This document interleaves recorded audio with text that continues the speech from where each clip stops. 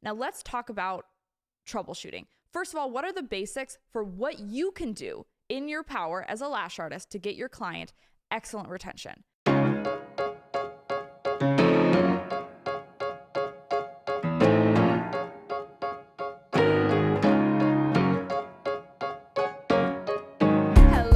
And besties, my name is Maddie Morris. And I'm Elliot Morris. And welcome to my Lash to Brain Cells. Before we get into our topic today, it's a beefy one. It's basically a free mini course. We have to talk about something. Elliot and I, letting you into our personal life for a minute. Elliot and I are not movie people. And I know that might be hard to hear. We're not big film buffs. We're not big TV show guys. We don't watch shows together. We're big TikTok buffs. Don't tell them that. Elliot and I, that's just not our thing we do together. I feel like a lot of couples have TV shows or movie nights. We literally don't. We watch a few TikToks in bed at the end of the day, but that's about it. I would say once or twice a year, we sit down and we watch a good movie that we both have been wanting to watch. And last night we watched Arrival. For the second time. Luckily it's been long enough that we both forgot the entire plot. We both were talking. We were like, oh, we actually loved that movie. But it was actually incredible. We both forgot the entire plot of the movie. So we watched Arrival last night, and that was a very good movie.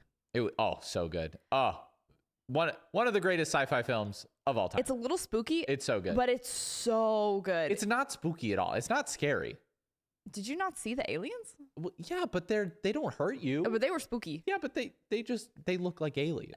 They did not. They were very spooky. They did not look like aliens. They were huge and they were big. It was black great and though. Spooky. I loved it. Today we're going to be talking about something that is so important. And I think that you cannot have a sustainable lash career. Your career will not last longer than 6 months if you are not excellent at this thing. It's so for real. It's so serious. It's true. It's a deal breaker for a lot of clients. It's a deal breaker for a lot of clients. They'll say, see ya. You need to master your retention. And I think that it is the fault of so many educators, beauty schools that teach lashes, beginner lash trainers.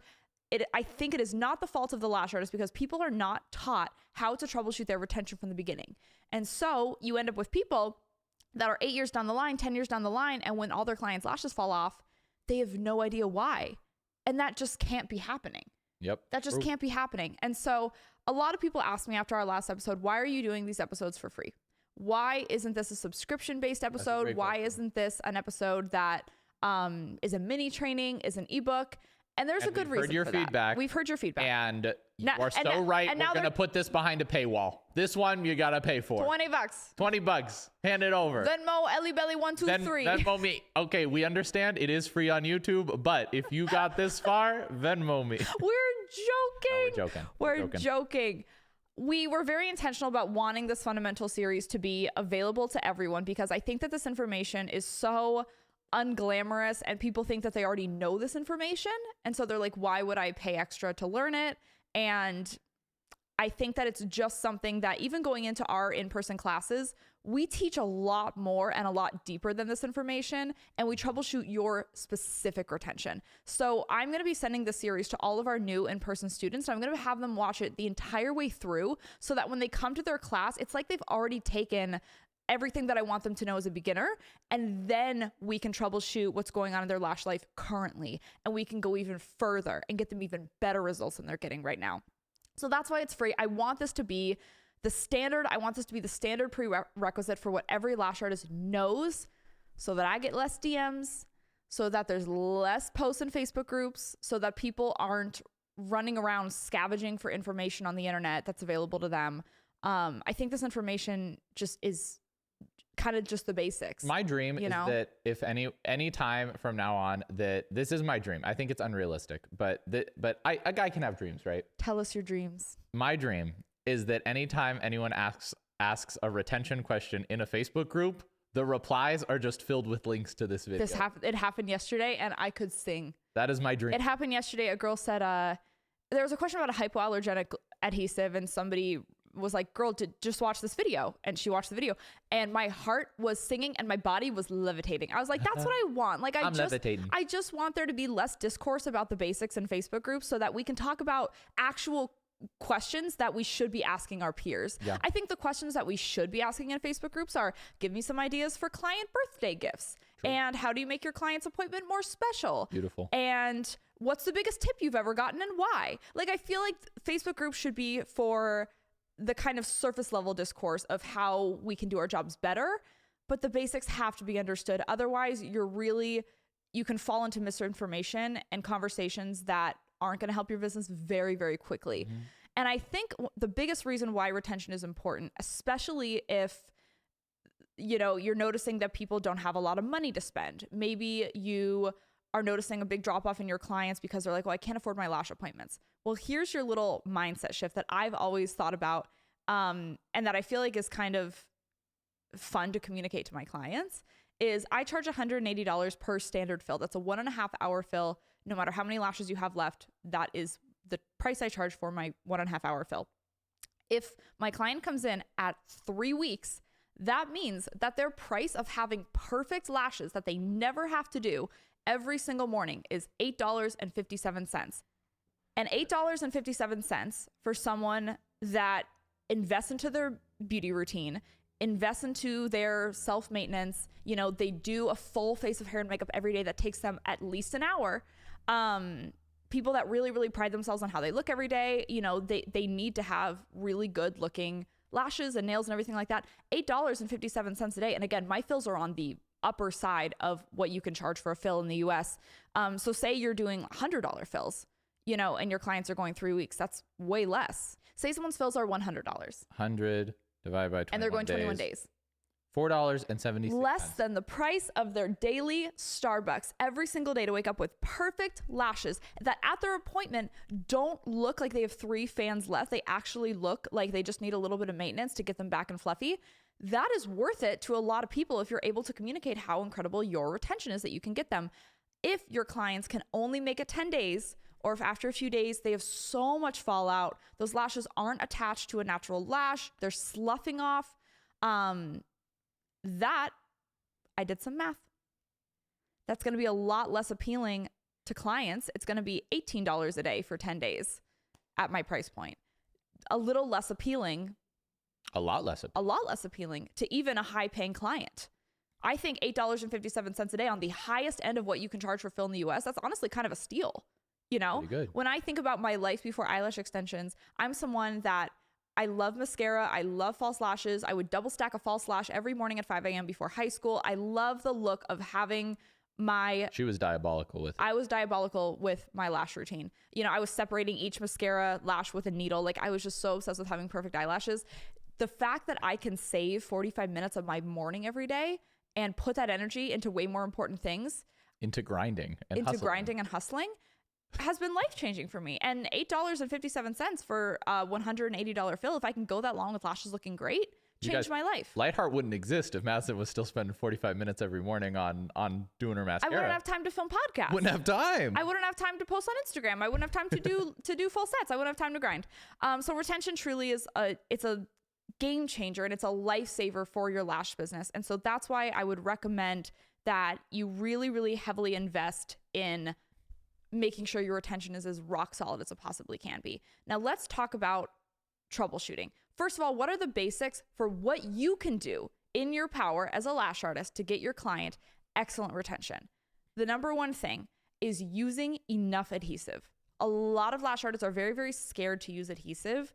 They feel like the more adhesive they use, the more prone to a reaction their client is, which isn't true at all. But it doesn't matter if you use, 1 millimeter of adhesive or 2 millimeters of adhesive. One is going to give you a lot better attachment zone and better retention.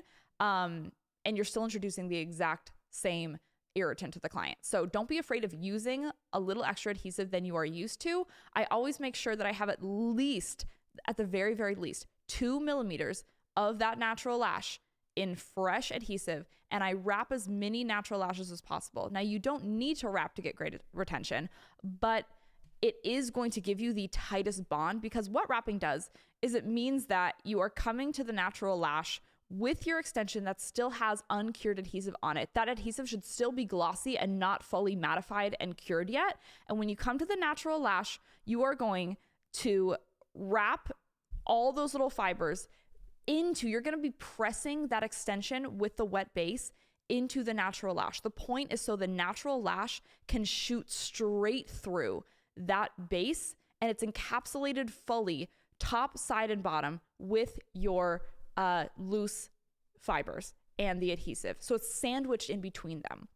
If you are crystallizing your base, yes, you can still get fine retention. If you're using pre-mates with a pre-bonded base, yes, you can still get great retention. What you're going to want to do in that case is make sure you're using enough glue and really be pressing against the side from the top or from below, pressing, not just resting that lash on top of the natural, but really, really making sure that you apply a little bit of pressure against that natural lash and you see the lash go from, you see the base of the adhesive go from a wet to dry look.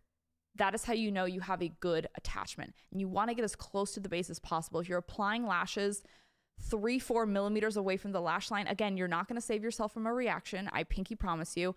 And it's already going to feel as though those lashes are grown out. So the closer to the base that you can get, the longer the life of that extension has. Think about it. If you're placing a lash and it's 4 millimeters away from the lid, that's already a week that you've compromised. That client can't go. So if you get as close to the base as you possibly can, of course, giving yourself, I would say, about 0.5 to 1 millimeter of space between the lid and the extension, that's a really good, comfortable amount. The client will never, ever feel it. The adhesive isn't going to run and touch the skin, especially if you're using a medium viscosity adhesive. And it's still going to be comfortable for the client, maybe even more comfortable for the client, because they're not going to be able to get their fingers in any situation between the base and the lid. They should never be able to feel a space between the base and the lid, because if they do, they're way more prone to picking or mechanically removing those lashes by touching them or brushing them. Those are the first two things that you can be doing on your end. What's the next thing, Elliot? Oh, boy, you're really putting me on the spot here. Okay. You are a retention king. Next thing that you can be doing is before and after your set, especially before your set, is priming your client effectively. So I actually knew you were going to talk about that. I didn't even have to tell you because Elliot loves talking about priming. It's true. People always ask me, do you believe in primer? Oh, I believe in primer. You want to know who believes in primer a lot more? Me. I do. This guy. And you know what's tragic is that our freaking primer is taking so long to develop and perfect. And we have the formulations, we have the packaging, it's all done. Now we're just like in production, but it all takes time. And so we will have our primer soon. You guys, it's going to be so good. Such a good primer. Light Heart liquids are coming this year. We have the most incredible lash shampoo, primer, and bonder / sealant. They're such incredible formulas, and we're so proud of them. We custom formulated them. They are not white labeled liquid products, which means that they are very, very hard to make, and the process is very, very long. And we didn't anticipate just how long that process is. Because, you know, we were stupid idiots. We never done this before. We didn't. If I knew how hard it was, I would just slap my label on something online and, you know, been like, hey, primer, but but patience pays off. Patience pays off. So thank you for being patient, you guys. But in general, with primers, generally you're going to have on the market, there's two different types of primers. They all fall kind of into two categories. One is going to be like a cleansing primer or a clarifying primer. Those are going to be primers that the focus is getting oils off of your client's lashes. And then there's going to be nourishing primers, which are going to focus on hydrating the natural lash for very dry clients who may have very open cuticles, who may have lashes that are brittle or that are, generally it can be good for like older clients who may have much drier skin. Clarifying primers, cleansing primers, and you know, with both sets of primers, they also have the effect of kind of neutralizing the pH of the natural lash, which in general, the environment around natural lashes can be too acidic for adhesives to work properly. So if you have an acidic environment, then the acid in that environment is going to neutralize the molecules that cause your adhesive to cure. And so if you are doing lashes in an acidic environment, your adhesive can not cure fully. It can take longer to cure, and you can run into issues down the line with retention because your adhesive was not curing, you know, in the way that you expected. So you may not, you would have to hold the lash on the, hold the extensions on the natural lash much longer in order to get them to cure. And it's just, you know, going to be a lot harder to keep something wrapped for that long.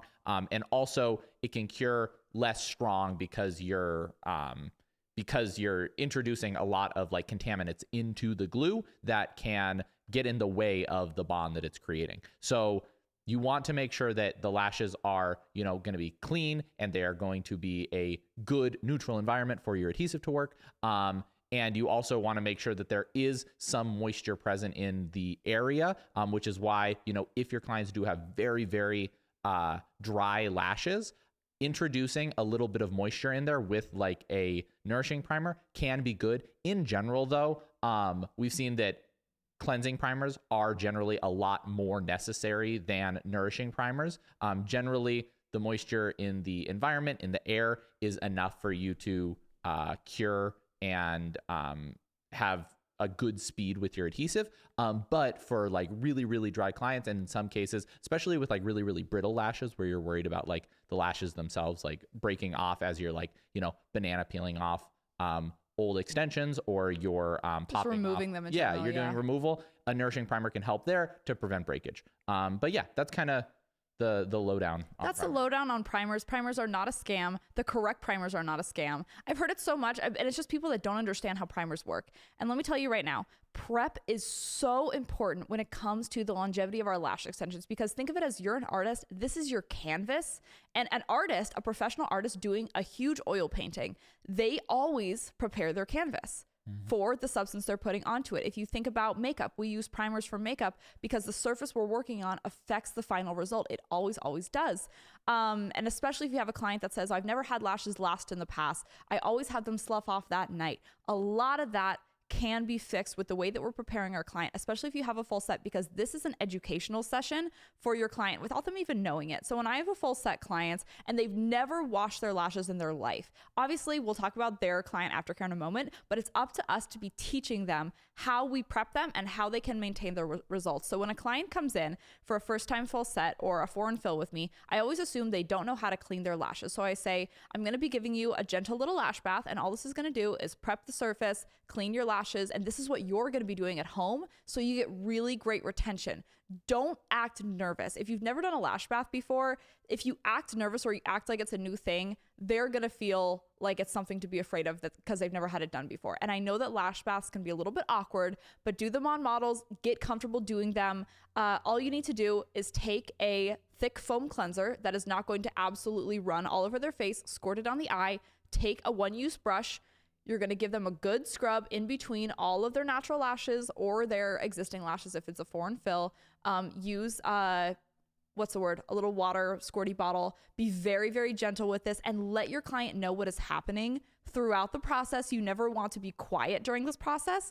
Always walk them through every step. I'm going to be pouring a little bit of distilled water onto your eyeball right now, and then I'm quickly going to be wiping it away. Perfect, squeaky clean surface. And then immediately after, you're going to fan them off, you're going to foam tape them down, and you're going to take your micro swab and you're going to start priming them depending on their natural lashes, and let them know that you're priming their lashes. If it's someone that has struggled with retention in the past, you want to make sure that that lash bath is extremely thorough. You explain every step to them and explain that it's something that they're going to need to do after their appointment that night, every single day, once or twice in between, every single day, once or twice a day in between. And then you're going to have them do it immediately before they come in to see you next, or you're going to have to do it for them. And as a luxury lash artist, I would not recommend charging your clients as an upcharge for a lash bath. Unless this lash bath is like a 15-minute eye massage experience for them, then it should just be a part of your service if they need it, Like, think about it. If someone came into me and they just had the crustiest eyeballs and they maybe had horrible vision and they, I'm thinking of a situation, and they lacked muscle control in their hands and they're like, I really struggle washing my lashes, then I would literally give them a luxurious 10-minute lash bath. I turn some spa music on and give them little eye patches after and give them a little lash spa. But for the average client, it's just so important to communicate that routine to them, that, hey, the only maintenance that you need to do in order to give yourself the most incredible results and the most incredible retention and allow me to do the best job that I can do when you see me is that I'm going to wash your lashes if I need to, but I would prefer to save a little bit of time and have you do it immediately before you leave the house, not the night before or the morning before, immediately on the way to your lash appointment, right? And then you're going to generously prime them. That difference between primers is so important. And like Elliot said, typically a cleansing or clarifying primer, most clients are going to need, but it's important to have a nourishing primer on hand.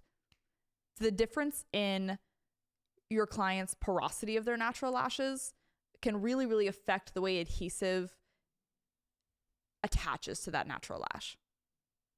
True. Very true. You want to move on to bonders? I do want to move on to bonders. Bonders, also, not a scam. Bonders are doing something very specific. At first, I thought they were a scam. I'm going to be honest. At first, I thought they were a scam. I thought they were a scam. Then I learned more. You know what? Not a scam. Elliot has literally been like fighting with our lash, because all of our friends are lash artists. Like all the renters in the building, we talk to lash artists every moment of our life.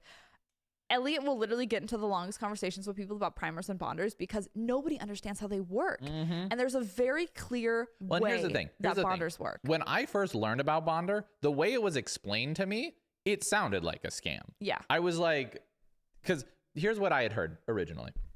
I had heard bonder, like when we do lashes, the adhesive cures with moisture in the air. And if you put water on it, it shock cures it. It makes the chains too small.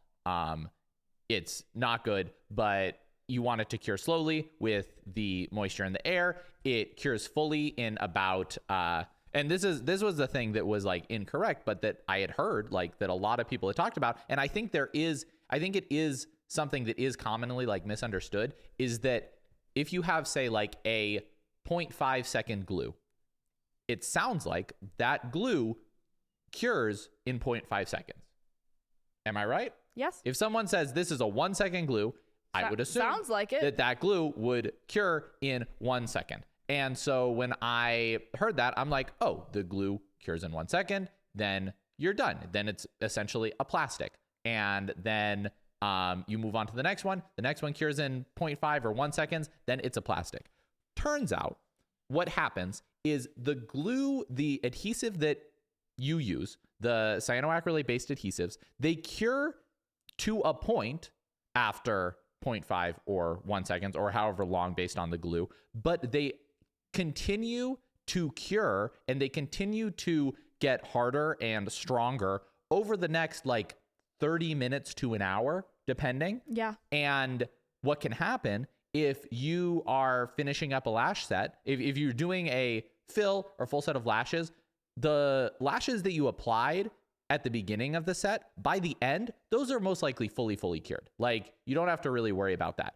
But the lashes that you've applied in the last 30 minutes, last 15 minutes of the fill, those have not had the chance to fully cure. It's like with paint. Like you'll have paint, it'll dry, it won't be like glossy anymore. But if you started like pushing on that paint and like touching your fingers on the paint and rubbing it, it would still come off the wall because it's not fully dry.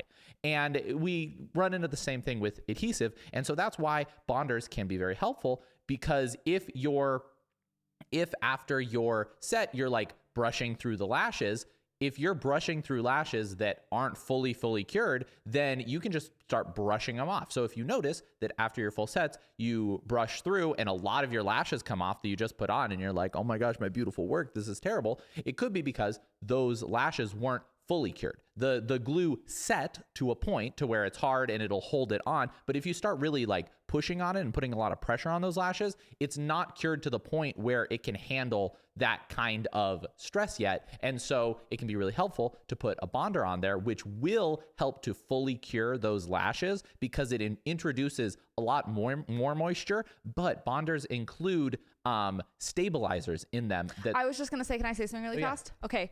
Can I mansplain really fast? Absolutely. So the way that I love to describe bonders in very, very simple terms, especially in places like in a quick DM or in a quick Facebook group, people are like, what do bonders actually do? So what cures adhesive fully? Water. Water cures specifically adhesive. The hydroxide ions that are present in water. Specifically the hydroxide ions that are present in water. Did I get that right? Yes. Yes. Water cures our adhesive. But if we were just to pour water in the middle of our lash set onto our curing lashes, there is a chance that it would shock cure those lashes. And what shock curing does, or shock polymerization does, is it'll turn those little bases of the lashes white or gray. It'll create a little bit of a gray cast on the lashes. And that's so annoying because there is nothing that you can do about that. There is no going back once And your it's lashes also not as strong. shock your, and it's not as strong. Yes. And your clients will be like, why are my lashes gray? I experienced this a lot working in Alaska when people would immediately walk into the freezing cold and it was like wet outside and I didn't use a bonder. And I was using a really, really slow adhesive and they would immediately leave their appointment and the next one would come in. I would have no time to wash their lashes, bond their lashes, check them out. They would literally run to their car and like pay me later. And sometimes they would get a little bit of a white cast on their lashes because of just how wet and how freezing and wet and rainy outside it was. You can fix that problem by moving out of Alaska. No, I'm kidding. If you're in Alaska, sorry. No. But you can use a bonder if you live in Alaska. And so what bonder is yes, it is water. The main ingredient in bonders is water, but they are mixed and formulated with other stabilizers. And that is what we're putting on the adhesive to allow it not to shock cure, but to cure quicker and perfectly, kind of from the inside out. Yeah. Well, I mean, I think technically it is still from the outside in, but it's much more evenly. It's much more evenly. It cures very, very evenly. Yes. And I've also noticed ever since introducing bonders into my lash practice is that clients are a lot more comfortable sitting up. Their eyes aren't stinging. They're very, very comfortable. Yeah. And the other question I get about bonders is, do I need to nanomist and bond? Do I need to nanomist or bond? Do I need to bond instead of nanomist or nanomist instead of bond? Do I put bonder in my nanomister and then I nano bond? I hear it all the time. New product alert. Don't take that, patent pending. No, I'm kidding. Don't do that. Bonder replaces the need to nanomist. Also, you shouldn't be nanomisting at all because what happens when you introduce a ton of water into we risk shock curing the adhesive. Now, may not happen every time. You might be thinking, I've nanomisted and I haven't shock cured. It's just, you're just increasing the likelihood that you will have a problem. Doesn't mean you're going to have a problem every time, because odds are, if a lot of your bases are pretty cured, like close to fully cured, and you nanomist, the nanomist just not doing anything. Now, here's my take on nanomisting. Because I don't think that it's genuinely helping the process of curing the adhesive, it's genuinely not doing anything that like is going to make a difference in our retention. I think if you want to nanomist for comfort and for like the luxury of finishing the service and being like, here's a little spa water above you, then knock yourself out, right? It's just for the ambiance and the experience, especially if you're in like a dimly lit room and your client is like, waking up from their lash nap, put a little eye patch on them, nanomist them, like hit them with a little aromatherapy under their nose, whatever you want to do. Do it after you bond, and do it from so far away that it's not really going to affect their lash extensions at all. That's perfectly fine. But actually on a chemical level, nanomisting isn't really helping nor hindering the curing process, whereas a bonder actually will. It is like nanomist, if the glue is not fully cured, it will cure it because it's water, right? But if it's doing that, then odds are it's also not curing it in the best way. If it's doing anything, it's not doing it as well as a bonder would, because it's going to be curing it. Any stuff that's any part of the cyanoacrylate that's uncured, it's going to cure it instantly, and it's going to form those really, really short chains, which if you listen to our adhesive episode, you know that the strong glue has long chains of cyanoacrylate molecules that all stick together and they all get tangled up. That's what gives it its strength. But if you introduce like just straight up water into it, a bunch of those chains are all going to form at once, and it's going to form all these short chains that just end up making it crumbly. Your adhesive is going to get really crunchy. And you don't want that. No one wants crunchy adhesive. A lot of people ask, should I lash bath my client after their lash service? And I think that for clients who are generally just more sensitive people, they're sensitive to taping, they're sensitive to light, they're sensitive to hurtful words. Their heart is sensitive. Maybe they weren't loved as a child. Maybe they're going through a hard breakup. They're feeling a little vulnerable. Then you should give them a lash bath. Give them a lash bath. For your more sensitive clients, a really, really comfortable option to finishing off the service is after you have fanned them and bonded them and placed your last lash. After a few minutes just of making sure their lashes are fully bonded and fully cured, then absolutely give them a lash bath, or you can have them do it themselves if they're more comfortable with that. And what that'll do is it will remove any even feeling of sensitivity. Like their eyes will just feel so fresh and so clean, and they'll be ready to just drive home with their wet little happy eyes. A lot of sensitivity just comes from dryness of our eyes not blinking for a couple hours and being very dry. A lot of it isn't even from the adhesive or anything at all. It's just from our eyes being dry and not blinking. And so just introducing a little bit of moisture back into the ocular surface, the area, the lid margin, everything like that. It's pretty comfortable for the client. You can do it for them or they can do it themselves.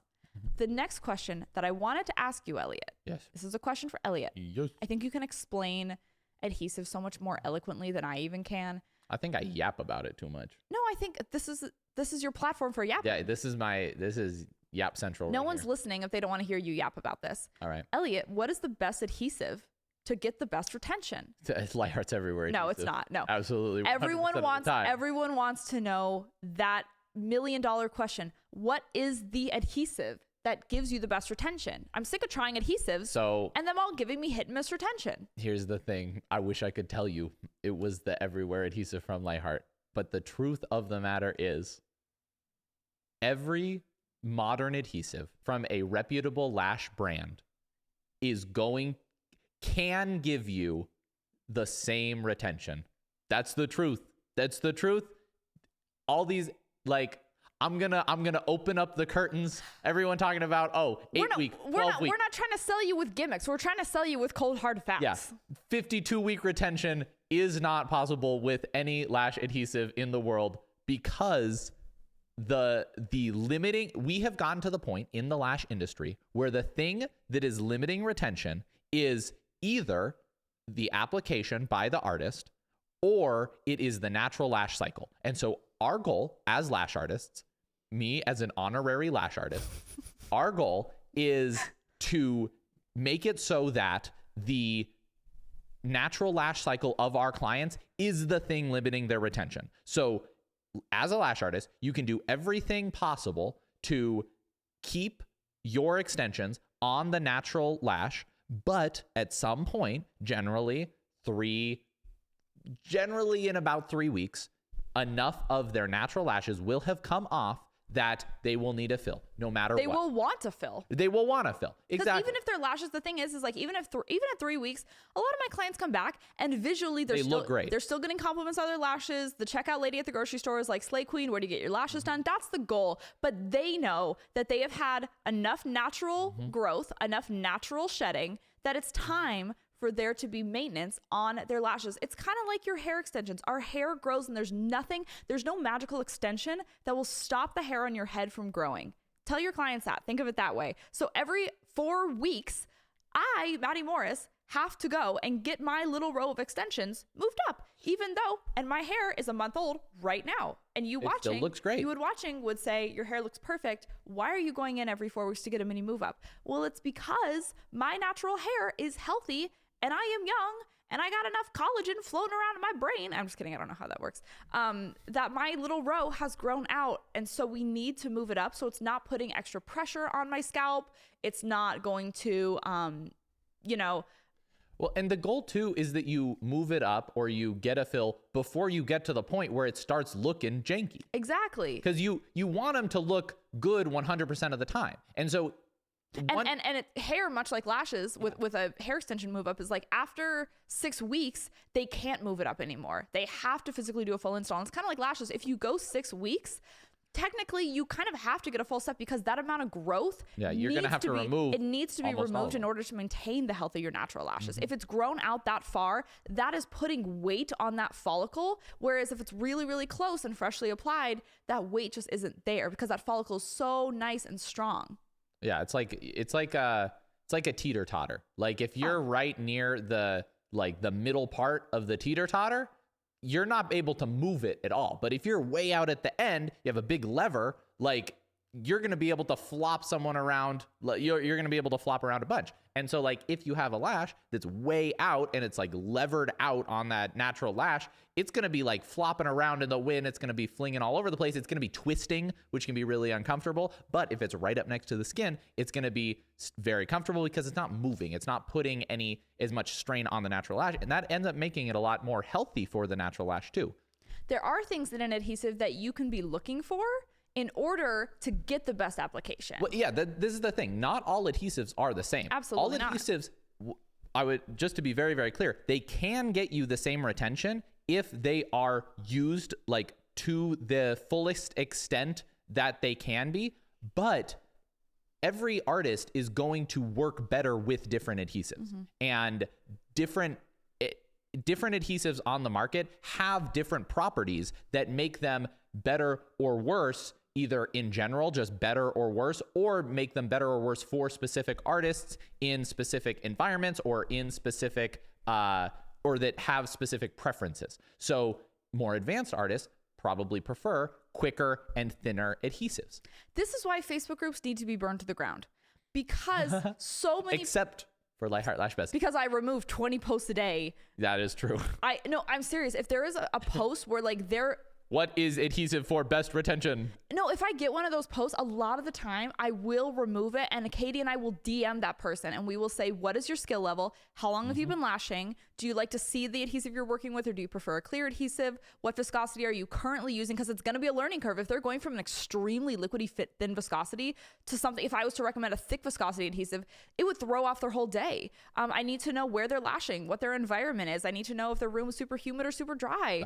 And I need to also know just like details of what they're currently used to. There's so many factors that go into picking an adhesive. So I would recommend not asking in a very broad Facebook group what adhesive they should be using, because there's just not enough information that people have. The information that you should be asking yourself when you're looking for a new adhesive is, number one, what viscosity am I comfortable with and what I like?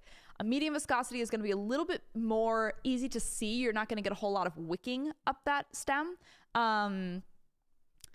What else?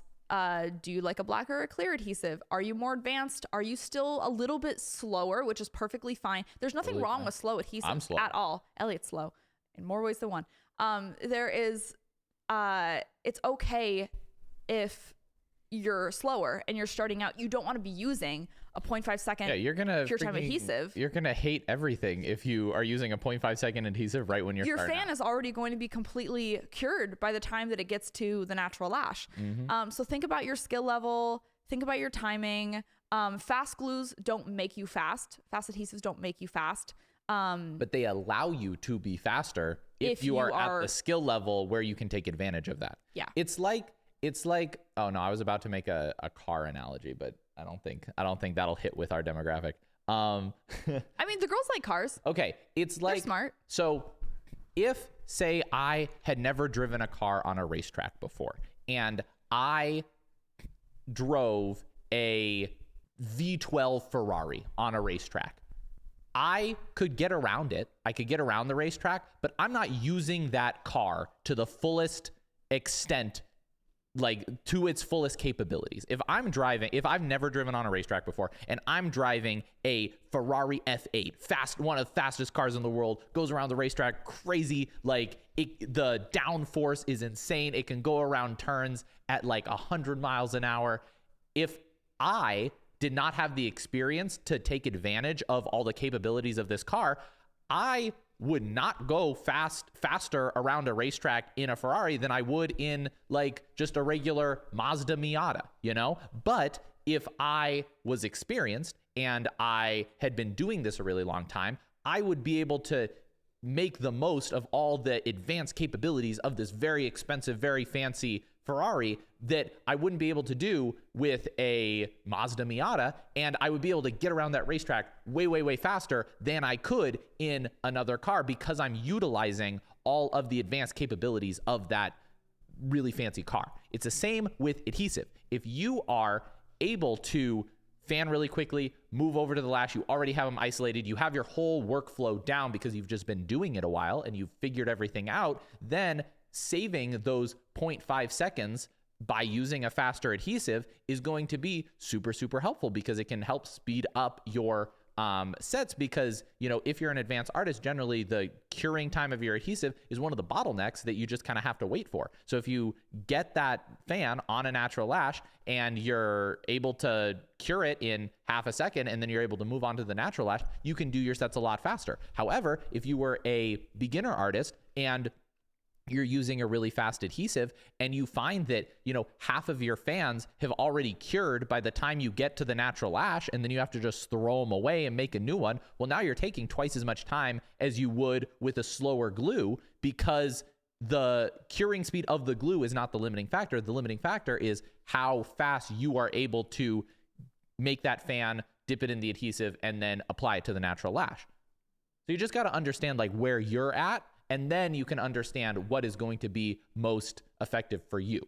So like with our everywhere adhesive, we tried to make a kind of medium advanced adhesive that would be really, really flexible for a lot of different people, because we looked at who is our demographic, who are our potential customers, what would be best suited for most of them. And we created an adhesive around that. That's not to say that we created the best adhesive in the world, because there's no such thing. We created the best adhesive in the world for the largest amount of our customer base. So we didn't just think of how does Maddie like to lash? What does Maddie look for in a glue? Because then we would just have an unlimited supply of adhesive for Maddie. True. You know? True. And what Maddie wants isn't the same as what most lash artists want, because Madison is very particular about how she lashes. And I'm speedy. And she's very speedy. I'm speedy. I'm flinging lashes. And so like say if we were to develop a glue just for Madison, or for people who lashed just like Madison, we would probably develop a slightly thinner, slightly even faster glue than the everywhere adhesive. However, that glue would be a nightmare to work with for anyone who isn't an extremely, extremely advanced lash artist who hasn't spent, 10,000 hours putting lashes on clients. And we didn't want to make, an adhesive where we're like, well, if this doesn't work for you, get better. Like, we wanted to make something that advanced artists like Madison obviously loves our adhesive, because, she uses it all the time. I like it. And we're not going to release an adhesive that Madison doesn't like, obviously. But we wanted to create an adhesive that would be good, very good for advanced artists, and it wouldn't limit them, but it would also be usable by artists who aren't as advanced, or who are still on their lash journey, building their skills to become the best artist they can be. Period. Amen. The next thing when it comes to retention and doing everything you can in your power, I truly believe, and I feel like this is controversial, I believe that 80% of our retention is our responsibility. And I know that a lot of lash artists like to say, well, it's 50% client, 50% artist. Honestly, I feel like if your communication with your client is top notch, I feel like it is best to assume almost all of the responsibility for how their lashes last, even if that hurts to hear. And it hurts to hear me. It hurts for me to hear, The last thing that you can really be doing is, when I first started out as a newer lash artist, I was told the term from my first two trainers is dropping the lash. Drop the lash on the natural, move along. Drop the lash on the natural, move along. But just dropping a lash onto the natural lash isn't going to give us the attachment that we need in order for that extension to live as long as it can on the natural lash. Truly, by securing the extension, the loose extension base onto the natural lash, and encapsulating the natural entirely, is going to give us the best bond. Because if you think about it, if that base of that extension is just sitting on the top, dropped on the top, dropped on the side, dropped on the bottom. In the beginning, for the first 2 years, I was only attaching lashes from the top. But we also have to take into account how that natural lash grows and how we're going to get the best attachment for that lash. For example, if lashes are very, very lifted, the natural lash kind of sticks straight up, then I like to press the extension on the bottom of that natural lash and press up. That's going to give me a really good attachment. If directionally the lash really, really grows to one side, I like to go from the other side, and I like to kind of correct that direction and really sort of scoop that natural lash into the curing extension. And if my lash points straight down, if I was to apply the extension from the bottom on a lash that's already pointed downward, when the lash grows out, it's going to have a tendency to droop. So I'm going to want to really, really wrap that lash from the top and get a good top attachment. So keep in consideration how the natural lash is growing, and press that extension into the lash. And if someone is struggling with their retention, make sure you're using adequate adhesive, and that it is still wet when you go to attach, and that it's properly applied, properly bonded, it's close to the lid without touching it, they're washed, they're primed. That's everything you can do in your power, and get 100% coverage. Now, if you have a client that leaves and say for whatever reason after a few days, a lot of their lashes fall off, and they're not picking and they're doing great aftercare, we have to assume that that's our responsibility. We have to take accountability for that because that can tank our biz really, really fast. And I know that it sucks and it hurts our ego so much, and it's happened to me. But the most important thing is if your client has poor retention, they will do one of two things. They will have a negative view of lash extensions in general, that they don't last, which isn't true. They will never see you again and go see someone else and trash you. They could write about it online, which everyone loves to do nowadays. They could remove them at home and rip all their natural lashes out and say that lash extensions damage their natural lashes. So when you have a client reach out to you and say, hey girl, look how bare my lashes are. I only got them done 4 days ago. I'm not doing anything differently. I didn't pick or pull at them. I've been washing them like you said. I'm not ripping them out of my sleep. What's going on? This is a moment for you to step back and immediately respond. Do not say, let me just check in a Facebook group really fast.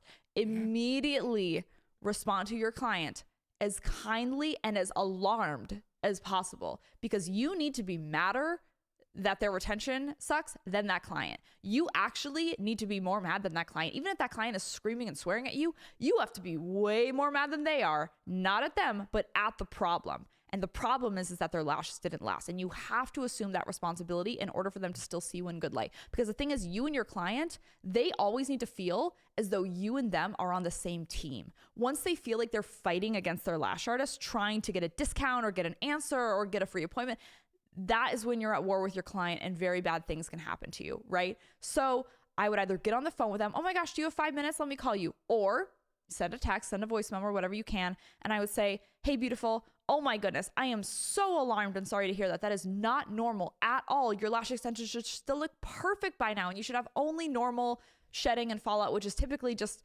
2 to 4 fans a day, 2 to 5 lashes a day, depending on their genetics and hair and everything like that. And I would just say, I'm so sorry to hear that. That sucks. I hate that that's happening to you. I want to figure out the root of the problem. How early can I get you in for a free fix? How early can I get you in? And then whatever they say, even if you're fully booked, I would bend over backwards to get that person back in my chair. And I still do it. I would do anything to get that person back in my chair for a one-time free fix. And what you're going to do in that appointment is they're going to come in, you're going to say, same thing you said over text, I am so sorry. Oh my gosh. That's terrible. I've never seen so much shedding like this in my life in just a few days. I'm so sorry. Are they coming off with the natural lash attached, or are they coming off with no extension? If they're coming off with no extension attached, with no natural attached, just the fan is coming off. That's on you, boo. That is something on us. Unfortunately, something hindered our application process that allowed those extensions to not be perfectly bonded, because they were perfectly prepped and applied. There's no reason, there's nothing that our adhesive can do to allow for that bond not to be perfect when they left. So I would just say, oh my gosh, well, I'll tell you what I'm going to do. I'm going to clean you really, really well. I'm going to do a little different prep on you than I usually would do. Act like the professional, act like you have a plan in place that they don't need to be saying, well, maybe you could do this, or maybe we could go a little lighter. Maybe we could go a little darker. Maybe we could go a little shorter. Like, it's not the length. It's not the density. It's not that. It is the application, probably, right?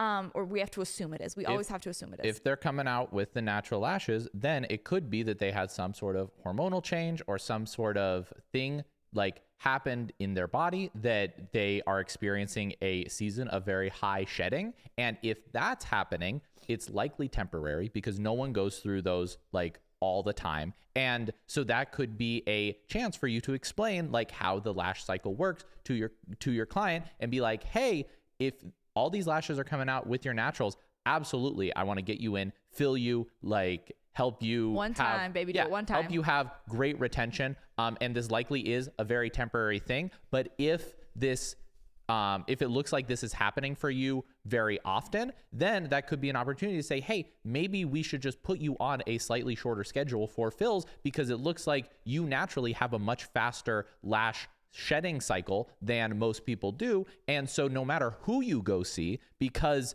no one can get you retention that is longer than your natural lashes are staying in there, we can help make sure that you have good lashes all the time. Again, like focusing on, solving the problem for them and not blaming and them not making them feel like they're the problem. Absolutely. This actually leads us perfectly into our next point, which is genetics and things that are out of our control, but that we can kind of troubleshoot and fix.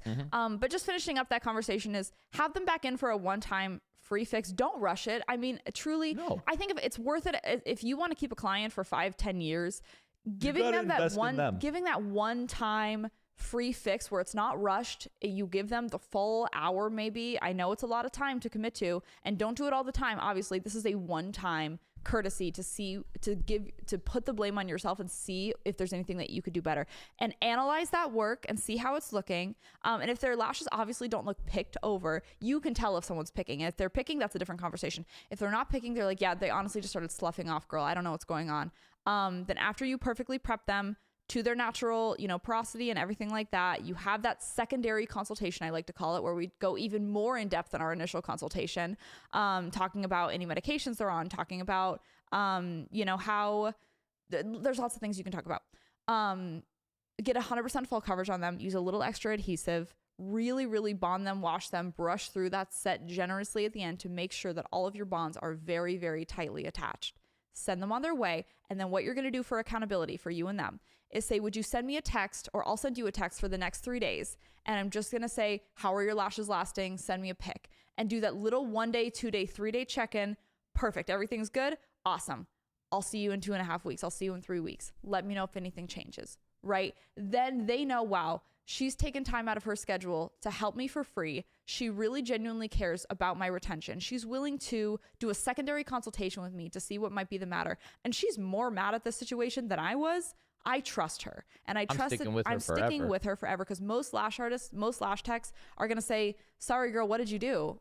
What did you do? Not honestly, just doing that will put you in like the top 2% of lash artists. Yes. And what's so crazy is, I mean, I've had thousands of clients over the years, and I think at some point or another, I've done that for all of them. So don't feel like you're a bad lash artist, because I feel like I've done that once every a couple of years for all of them. And usually it was just something. It was just something. It's just a thing. It was just a thing. And most of the time it was something that they did at home, or they were really, really rough on them. Most of the time they picked them. But there are a few instances where, hey, I just didn't prep them properly. I didn't get them 100% full. I didn't have the time. Maybe they were late, and, whatever it was, just giving them that one-time courtesy appointment and going above and beyond to see what the issue was. They trusted me going forward that I was going to be their go-to girl to fix things, not somebody else, because somebody else is going to have to fix your mess. You want to be the one to fix your own mess, even if you didn't really create it in the first place. And it's happened, I think, with all my clients from time to time, Even Mariah, like there's one time over the last 3 years, she's been like, oh, my lashes, they came out more in a week. It turns out she cried every day. Turns out she was rough on them. Turns out it is always her fault. She was swimming every single day. Not that water has any effect on it, but she was really, really rubbing her eyes with a towel and just mechanically being more rough on them. And I figured that out, but I still am not going to blame her. It's just understanding what happened, taking responsibility for it, not making it a big deal, not making it the end of the world. And that free hour might give you the lifetime value of, a 5-10 year client. Like if your lifetime value of a client is, you might make $20,000 off of one client, but you had to sacrifice 1 hour of your time in order to gain their trust. Oh no. I think worth it. This leads us into our next thing, which are things that are actually somewhat out of our control, but we can do the best we can. And that is our clients' natural hair cycle and our clients' genetics that they are born with, and medications that they're on that might hinder the retention of their lash extensions. Now, the first thing is their hair cycle. When our client comes in for their initial consultation, I always like to ask, does your hair grow really fast or really slow? Are your eyelashes really strong? Do you notice they're a little bit more weak? When you curl them with an eyelash curler, do they hold a curl for a really long time? Are they pretty strong? Or are they really, really weak and soft and fine? And they point straight down and nothing will curl them and no mascara will hold on them. Like, what is your experience with your lashes in the past? Kind of getting a gauge of if they have a really, really strong hair cuticle or not. Also asking, if you've gotten lashes in the past, how was your retention? Did they slough off for you without the extension attached? Or did they shed really, really naturally? You should be losing a few lashes every single day with a natural lash attached. That is healthy shedding. All of us shed our lashes. You can't get away from it. You can't stop it. There's no magical, solution for getting our lashes to stop growing. Everyone's lashes will grow and shed. That is normal. And you have to communicate that to your client on their first appointment, so they're not alarmed that 3 to 5 lashes are falling off their eyeballs every single day. They're like, oh my gosh, this one fan was $5. I'm so afraid. I'm gonna call the police. When freaking I don't want to talk about it. No, that is that when I don't people post online and they're like they show like 2 or 3 fans are like, there goes $15. Oh, I thought you were gonna talk about my one horror story. Oh no, I was talking about that. Guys, I put so much work and effort into going above and beyond for people, and this one client sent me over the edge. Oh yeah. Sent me over the edge. Oh yeah. Actually, she had me delete my entire Google My Business page after 6 years. She did. We had to remake it like when we launched the product line. Because I'm sensitive, you guys. Madison is sensitive. I'm sensitive. You say about you. If I go above and beyond for you and you give me a 3-star review, I will. No, she got one 3-star review and she's like, do I really need to Google My Business? And you know page? what? I feel like a 3-star review is honestly worse than like a 1-star review, because it's like, it was okay.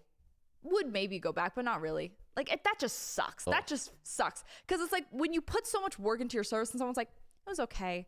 Oh, I hate that. I would rather someone absolutely hate me than give me a 3-star review. I'll tell you that. So I had all 5-star reviews, years and years and years, glowing reviews from all my clients. And then I had a foreign fill come in. And oh my gosh, I lashed her so well. I lashed her perfectly. I lashed her to the heavens. She was 100% full. She had 4 layers of lashes. She wanted mega volume. Everything was good. She just had a bad attitude. She was just one of those people that had a bad attitude. She was like, my daughter hates me and this and that, and I'm having a bad day. And you were like, I wonder why. I would never say that. No, she would never. I was like, I would. I was like, what's wrong with your daughter? You're such a peach. You're such a sweetie. You have such a good attitude. We had honestly a pretty good appointment together, even though she just was someone that very generally had a bad attitude. And I squeezed her in. It was a foreign fill. I was doing a favor, whatever. I loved her lashes. I took a picture of her lashes. I loved them so much. I posted it.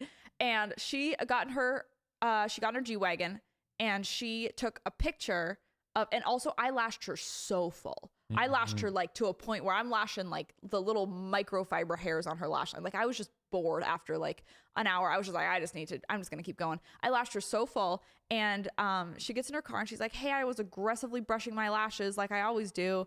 And what's this? It was 2 little fans. Excuse you? 2 little fans.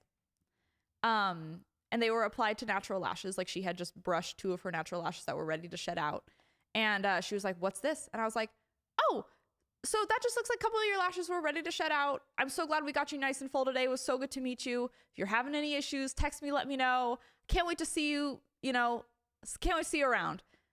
It was all good. And I was like, if you have any issues with like excessive shedding, let me know. But that's perfectly normal. Like and I was like, you should know that. Like that's perfectly normal. And I woke up the next morning and I'm rubbing my eyes, and Elliot saw it before me. Oh, and yeah. Elliot was like, hey, baby, don't check your phone. Maybe we go get coffee. Maybe because he knows I'm sensitive and I would be so hurt. Hey, everything's good. I love you so much. And I was also so stressed because we were building Lightheart, and it was like the most stressful week of my life. Yeah, it was actually a massive inconvenience to get this client in. That was massive inconvenience. Yeah. Like it was actively taking away from me like building our building. Like it was. She wasn't even. It was just like Madison was like filling in while another artist was out. I was doing a favor for a friend. Yeah. And all her clients were so sweet and nice to me. This woman had a tude, and she wrote me a review, and she posted the picture of her couple fans, and it was like a 3-star review, not even like a 1-star review, which I would have rather gotten, because then I would have been like, girl, you're tripping, and everyone knows it. But she wrote me a 3-star review, and it basically was like, I went and saw Maddie. She was sweet. Everything was fine, but experiencing a lot of fallout, and she wasn't willing to like do anything to fix this problem for me. Yikes. I sent her. I call her. No answer. Leave her a voice memo. I am like frantically trying to delete it. You can't delete it. So I sent her the longest, nicest text of my life. And I am like, I am so sorry. Like, if I didn't think it was that big of a deal to you, it's a few normal shedded lashes. Like, are you having any more shedding? She was like, no, but I just thought that you should have just kicked your next client out and just got me right back in and put those 2 lashes on. The natural lash is gone. There's no 2 more lashes to lash. Stick them to my eyelid. What do you want? And I wrote the nicest, longest reply. And I was like, I'll stay late for you today if you want to come back and I can figure this out for you and help you any way you need. Like, even though there literally was no problem. Some people just want a problem to have. And I was literally like, I will do anything for free. I will do anything. Just, would you mind taking this review down so I can remedy this? Because I'm not someone that like, I will help you solve an issue if there's an issue. And she was like, I'm happy to come in for a free fill in 2 weeks, but I'm going to keep my review up. Can you believe her daughter hated her? She said, I can't believe I that. will be happy to get a free regular fill from you in 2 weeks. But I will also be leaving the review up. I said, you'll never see me again, girl. Bye. I'm going to delete my whole Google page. Yeah. You know what? Oh, you're not taking your review down? I'll take it down for you, along with I'll take it down my for you. entire page. I deleted my entire page. And that was the end of Was that the best decision? Probably not. For me, it was. But Madison's sensitive. For me, it was. I'm sensitive, and guard your heart. it broke me. Guard your heart. And I never saw her again. Yep. So you can't make everyone happy, but that's why, here's the thing, because I'm someone that like communicates and over communicates expectations to clients. Mm-hmm. And sometimes it's still not enough, and so you need to know, hey, You need to understand when nothing is going to be enough. And some clients just want something for free out of you because they know that you are willing to bend over backwards. And in that case, it is okay if you have done everything you can. Your consultation form is filled out. You have that in-person consultation. You fill them perfectly. They have natural, normal shedding that they're having in it, that they think is an issue. And you've communicated to them that it's not an issue. It's actually something that's inevitable. And the only way for their lashes not to shed is if you were to stick lashes to their eyelid. And there's nothing else you can do. Some people just want to get something out of you. And in that case, you can say, I am so sorry. I've done all that I can to remedy this for you. I wish there was more that I can do. Unfortunately, I think that you'd be better suited to a different artist. Let me send you some recommendations of people in your area. I don't know, but you can do as much as you can is all I'm saying. You can do as much as you can. And at some point, if people have written you a bad review, they're mean to you, they're swearing at you over text, that's not someone that you want to continue servicing. If you have been so kind over and over and over again, all you can offer is a free fix if there is an actual issue. Mm-hmm. You got to think about if you want them to be a client for the next 5 years, The thing I love about this lady is she still gets her lashes done, and now she has all Lightheart lashes, and she has to walk around with Lightheart lashes on her face every single day of her life. She's thinking of me every day. I'm not thinking of her, but she's thinking of me every single day. And I wish her well. I wish her all the very, very best. I did all I could, and that was mean. True. Next thing is... Oh, we got more? Yeah. This is jam-packed. I think so. This episode is jam-packed. What if someone's on a medication that affects their hair? Great question. That will really affect the way that their natural lashes shed. So on your consultation form, we have consultation forms on our website if you don't want to make your own or you don't know what to put on them. There's something called medical contraindications. And what a medical contraindication is it's something going on internally with our body. Maybe it's an autoimmune condition. Maybe it is a thyroid condition. Maybe they're on birth control. Maybe they're breastfeeding. Maybe they're pregnant. Something medically going on inside their body that could, not always, but could affect the way that our natural lashes grow and shed. All those things happen. And it's just up to us to make our client aware that, hey, if you're noticing excessive shedding and you're pregnant, are you taking prenatal vitamins? Those will really speed up your natural lash growth. So maybe we have to get you in a little bit before 3 weeks. Maybe we have to go a little bit fuller for your lash look so that your lashes look better at 3 weeks. A lot of the time, if our lash line is a little bit fuller than it usually is, like if someone gets an angel set and they're experiencing a lot of shedding because they're on prenatals, I would maybe do a few fans and do a wispy set just so that at that 3 week mark, their lashes still visually look a little bit fuller, even though it's the same amount of shedding. There's lots of things we can do to adjust their lash routine with us so that they're able to get the best results that they possibly can. But we can't expect that everyone's retention is going to be perfect, full, corner to corner every single time at 3-4 weeks if there is something internally that's, inhibiting that from happening. True. Anything else? No, I think we covered. I think we got it. Pickers? You already talked about pickers. I'll talk about pickers really fast. Right. I love talking about pickers because I'm a picker and my heart goes out to the pickers. Madison is she's one of the worst pickers alive. She I am. does. And She you're probably loves like, it. how is Madison able to get like faux beautiful lashes? She's a pro picker. She picks. I'm a board certified Olympic professional picker. She does. I am the president of picking. When I start getting anxious and picking my lashes out, my new go-to now is I cream remove them myself. And that kind of gives me the same feeling. And then I'm like, listen, Maddie, listen, you can't have nice things. No, there'll be some days everything will be good. Have a great day. We come home. I'll, go do some emails on the computer. And then 15 minutes later, I'll come into Madison's room and then all of her lashes are gone. I'm like, what happened? What? We were doing so good. It's okay to be anxious. Is it not? He said, I decided that I had anxiety. Is it not okay to just be a girl that has a little anxiety? You know what? Sometimes. Yeah, it's fine. Is it a disorder? Probably. But is she ever going to look into that? Probably not. Am I ever going to look further into that? Probably not. I've gotten enough therapy. I don't think I have to go again. I think I've gotten enough. The thing with pickers is if your client, say after a week, is like, hey girl, all my lashes are gone. And you're like, something in me feels like they might be picking. Don't over text, be like, are you ripping them out? Are you ripping them out? When they come in for their fill or when they come in for their free fix or whatever. They're a victim here too. They're a victim of themselves. They don't want to be picking their lashes out. They don't want big bald spots and it hurts. It's not fun. Okay. It's kind of fun, but it sucks, and then everyone knows you're a picker because you have to like come into your shop every day with like big bald patches. It's not cute or fun for us either. Okay. We're just trying to get help. So the things that you can do, and this isn't really like retention related, but it is something that like affects, our clients. And so when they come back in, if you're noticing bald patches of natural lashes, if you're noticing that from their first appointment to now, there's so much natural lash loss and their lash pattern is really off. Like the thing is if people's lashes are shedding regularly, their lash layers and their lash pattern is going to be pretty consistent, throughout their life with you. But if someone has noticeable changes to their lash line, and maybe they're all kind of picked in one area, pickers tend to like really focus on maybe just the inner corners or just the outer corners, or just the bottom layer, because then, they think, oh, well, they'll still be symmetrical if I just pick the same places on both sides. I know all the tricks of the trade. I know all the tricks of the pickers.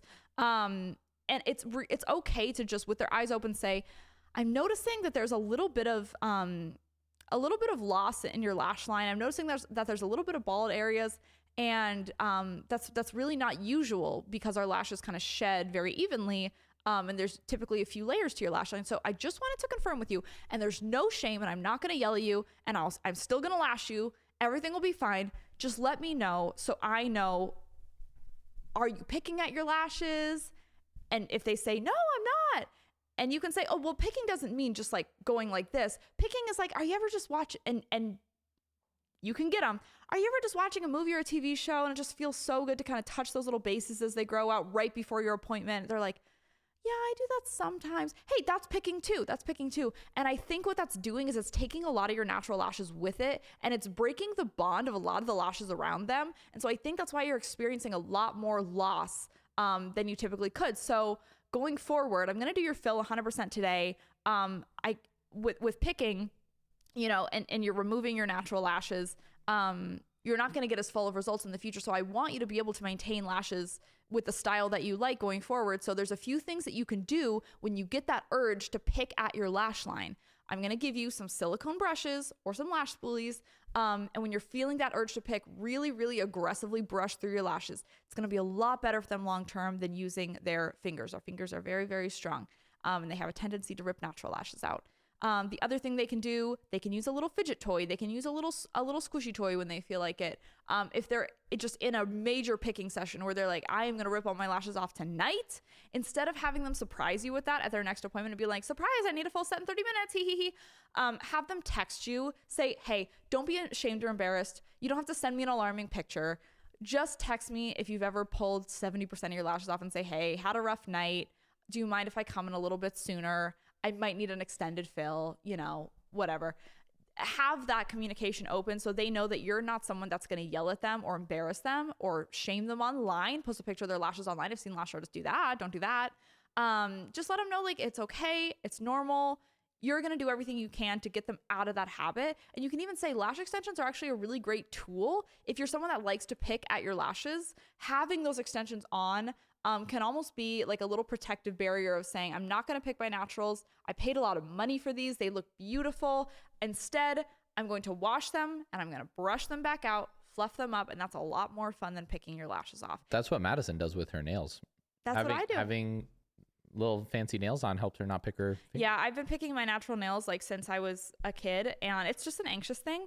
And I've had fake nails on since I was able to afford them. I mean, when I was like 15 and I was working, I was getting fake nails because it just gives me a little protective barrier. And then when I'm ready to remove them, I've learned ways where I can remove my nails without actually damaging them really, really bad. And so there's that conversation is good to open up with your clients and let them know that you're a safe space to, talk to about these things, and you're going to help them find a routine that works for them where they can have their lash extensions and not have bald spots and not have to pick and show up and be like, oh, can I have a full set? You're going to be a safe place for them. So that is our retention episode for the day. I think we covered just about everything, right? I think we did. We covered so much. I think we did. Yeah. And we're going to go deeper into aftercare in a different episode because a lot of people are like, what primer do you recommend? What bonder do you recommend? What lash shampoo do you recommend? And the reason why I am not talking about them right now is because I don't really have anything to recommend to you guys. Because we made the best ones. We did. We know that they're the best ones because we've tried them and we've been using them, but they just aren't out yet. And so a lot of people are like, well, should I use nothing until then or should I use something until then?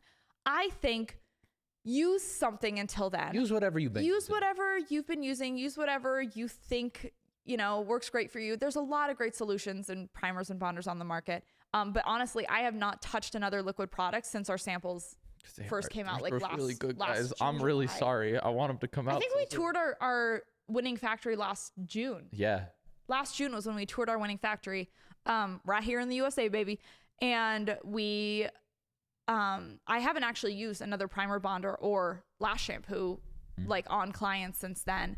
And just our samples, and I'm not going to post videos and pictures. They're ugly. Of our samples because they're kind of ugly. I give them away to people like crazy. If I have a student, their kits always have our primer and bonder samples in them. And they're like, oh my gosh. And I'm like, don't tell anybody. So we will have a way more detailed aftercare and primer and bonder episode once we actually have something to recommend to you that we're able to explain the ingredients of, the safety of how it works, how you should be applying them, how it works from the outside in, the inside out, everything like that. But currently, use what you already got. Use what you're used to. It's probably not hurting you. I don't know any primers and bonders that are like bad, like they're gonna hurt your application really, Yeah. Beautiful. And I will see you all in the next one. Love you so much. Love you so much. And also smooches. Bye-bye. Bye-bye.